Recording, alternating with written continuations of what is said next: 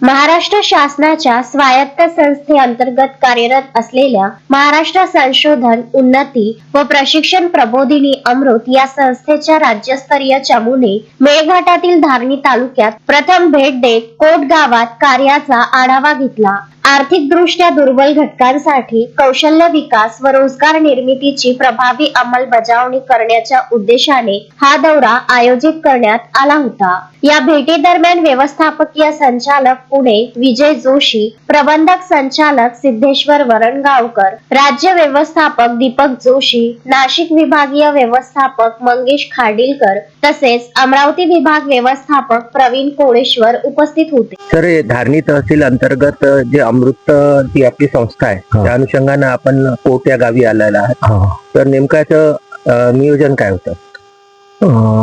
धारणी तालुक्यातील कोट हे जे गाव आहे तर हे खूप आतमधलं गाव आहे आणि माननीय पंतप्रधान नरेंद्रजी मोदी सर आणि मुख्यमंत्री यांची महाराष्ट्र राज्य देवेंद्रजी फडणवीस साहेब यांची जी योजना आहे PMGKY, तर या योजनेला अनुसरून व्होकल फॉर लोकल म्हणजे गावातील ज्या वस्तू आहेत, आदिवासींनी बनवलेल्या वस्तू आहेत, तर त्यांना चांगलं बाजारपेठ मिळायला पाहिजे, या भागातून चांगले उद्योजक तयार व्हायला पाहिजे। त्यांनी जर बँकेकडून कर्ज घेतलं असेल तर त्यांच्या कर्जाच्या व्याजाचे हप्ते आहे ही अमृत ही महाराष्ट्र शासनाची स्वायत्त संस्था भरते। तर अशा वेगवेगळ्या तऱ्हेने या लोकांमध्ये जनजागृती करण्याकरता, त्यांना मदतीचा हात देण्याकरता आम्ही आज कोट येथे आलो।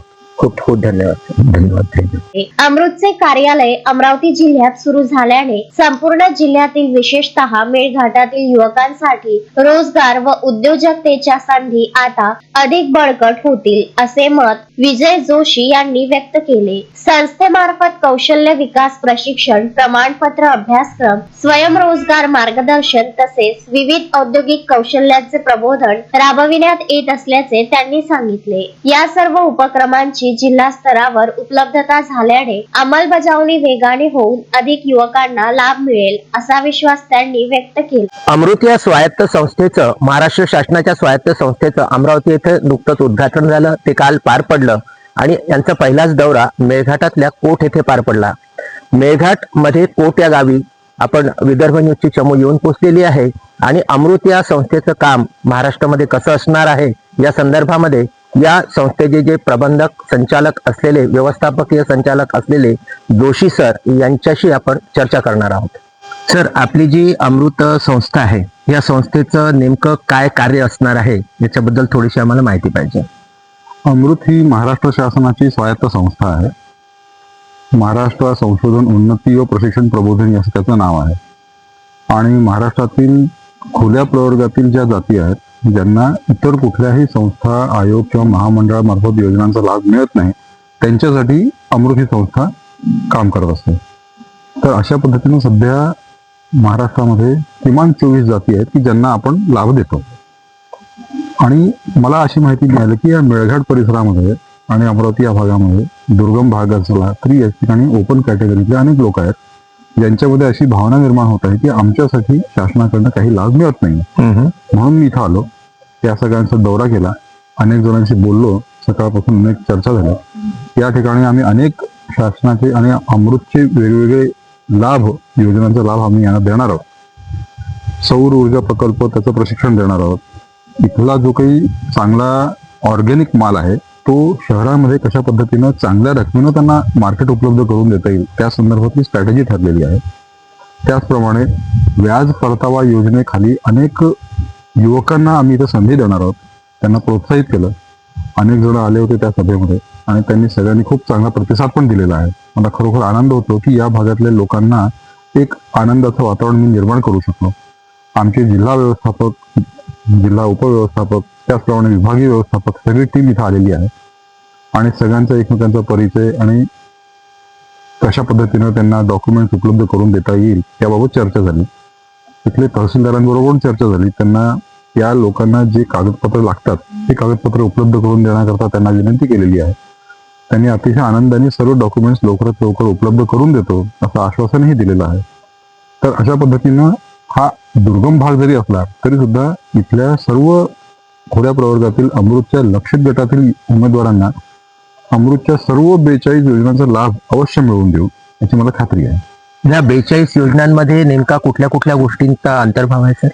यामध्ये शैक्षणिक योजना आहेत, औद्योगिक आहेत, व्यावसायिक आहेत आणि असे काही आम्ही नवीन योजना तयार केलेल्या आहेत की ज्यामध्ये समजा काही युवक असे असतील की त्यांना आमच्या महाराष्ट्र स्टेट स्किल डेव्हलपमेंट सोसायटीच्या अंतर्गत असलेल्या 1700 मधले उद्योग सोडून दुसरे नवीन उद्योग बनवायचे असतील तर त्या प्रकारचे उद्योग सुद्धा आम्ही आता अमृतमधून घेणार आहोत आणि त्यांना प्रशिक्षण देणार आहोत.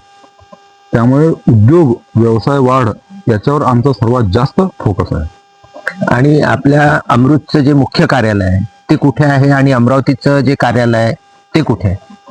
अमृतचं मुख्यालय हे पुण्यामध्ये आहे, औंध परिसरामध्ये PMRDA बिल्डिंग म्हणतात त्या ठिकाणी 5व्या मजल्यावर अमृतचं ऑफिस आहे. आणि अमरावतीचा ऑफिसचं एक उद्घाटन झालं आणि अमरावतीमध्ये यवतमाळमध्ये अमृत माहिती केंद्राचं पण उद्घाटन झालेलं आहे. अनेक व्यक्ती पुढे येत आहेत, त्यांनी अमृतचे माहिती केंद्र म्हणून स्वतःचं ऑफिस अमृतसाठी उपलब्ध करून दिलेलं आहे. कारण अमृतचं जिल्हा व्यवस्थापक कार्यालय हे म्हाडा कॉलनी इथे आहे. म्हाडा कॉलनी ना टेकडी रोडवर आहे आणि SD स्टँड रोडवर. आणि त्या ऑफिसचा पत्ता आणि ईमेल ID आपल्याकडे उपलब्ध आहे. परंतु जिल्ह्यातल्या एका ठिकाणावरनं तालुक्यातल्या लांबून तिथे येणं आणि जाणं हे फार त्रासदायक ठरतंय. म्हणून आम्ही अनेक तालुक्यांमध्ये अमृत जिल्हा माहिती केंद्र तालुका अमुक अशा पद्धतीनं सुरू करतात. यवतमाळ अमरावतीमध्ये हे सुरू झालेले आहेत आणि आता आम्ही महाराष्ट्रभर माहिती केंद्र सुरू करत आहोत. अमृतची कार्यपद्धती ही टोटली ऑनलाईन आहे. अर्ज करणाऱ्याला आमच्या ऑफिसमध्ये येण्याची आवश्यकता नसते आणि जर त्यांचे कागदपत्र अपुरी असतील तर आमच्या ऑफिसवरून त्यांना फोन जातो की ही कागदपत्र तुम्ही लगेच पाठवा, आम्ही मंजूर करून देतो म्हणून. त्यामुळे कुठल्याही लाभार्थ्याला उमेदवाराला अर्ज करण्याकरता म्हणून आमच्या ऑफिसचे खेटे मारावे लागत नाहीत, ही आमची वैशिष्ट्य आहे. म्हणजे खुल्या प्रवर्गातील ज्या आपण सांगितलं आता खुला जो प्रवर्ग आहे त्यासाठी जी कागदपत्र लागणार आहे ती नेमकी कुठल्या प्रकारची असणार आहे? आम्हाला तो खुल्या प्रवर्गातील आहे हे सिद्ध करण्याकरता 3 डॉक्युमेंट्स लागतात. एक तर तो महाराष्ट्राचा असला पाहिजे म्हणून डोमिसाईल सर्टिफिकेट लागेल. तो आर्थिक दृष्टिकोनातून दुर्बल घटकाचा आहे म्हणजे इकॉनॉमिकल वीकर सेक्शनच्या असल्या संदर्भात तहसीलदारांचा EWS सर्टिफिकेट किंवा 8 लाखापेक्षा कमी उत्पन्न असल्याचा दाखला लागतो. आणि एक तिसरं एक डॉक्युमेंट लागते की ज्यामध्ये त्यांची जात नमूद केलेली आहे. म्हणजे उदाहरणार्थ लिव्हिंग सर्टिफिकेट, ट्रान्सफर सर्टिफिकेट किंवा EWS सर्टिफिकेट किंवा कुठलाही जो दाखला आहे ज्याच्यामध्ये त्याची जात नमूद केलेली आहे. त्या 3 डॉक्युमेंट्स आम्हाला आमचे लक्षित गटातला उमेदवार आहे हे सिद्ध करण्याकरता पुरेसा आहे. एकंदरीत आपण म्हणजे काल अमरावतीला उद्घाटन केलं कार्यालयाचं आणि आज आपला पहिला मेळघाट मध्ये दौरा आहे हा. एकंदरीत मेळघाट वासियांना आपण या आपल्या अमृतसाठी काय आवाहन कराल? मेळघाट परिसरातील आणि इन जनरल अमरावती आणि संपूर्ण विदर्भातील सर्व आमच्या अमृतच्या लक्षित गटातील उमेदवारांना मी असं आवाहन करतो की अमृतच्या इतक्या चांगल्या योजना आहेत आणि आमचे जिल्हा व्यवस्थापक उपव्यवस्थापक हे सर्व योजना सांगण्यासाठी तत्पर आहेत आणि याच्यासाठी आवश्यक असलेला निधी सुद्धा भरपूर शासनाने उपलब्ध करून दिलेला आहे. या सर्व योजनांचा आपण लाभ घ्यावा. या परिसरामध्ये अमृतच्या लक्षित गटातील कुठलाही खुल्या प्रवर्गातील उमेदवार हा सुशिक्षित बेकार आहे असं होऊ नये.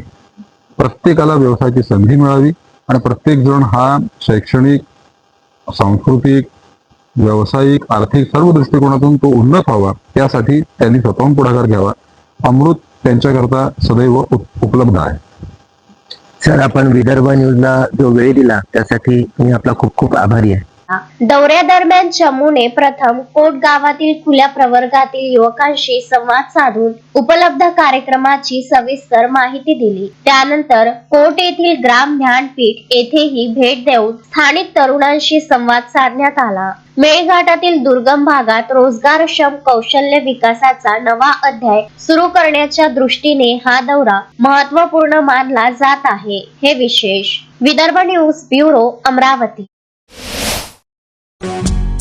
श्रद्धा फैमिली शॉपिंग में जाएंगे हम सभी, साड़ियों की नई डिजाइन देखो यहीं से लाएंगे। श्रद्धा फैमिली शॉपिंग में जाएंगे हम सभी, लेडीज जेंट्स बच्चों की हर फैशन लाएंगे सभी। फैशन के सफर में आप भी आगे ही आगे बढ़ते चलिए, क्योंकि बिजीलैंड का सबसे बड़ा आलीशान भव्य showroom Shraddha family shopping and mall, Busyland complex, Nandgaon Peth, Amravati.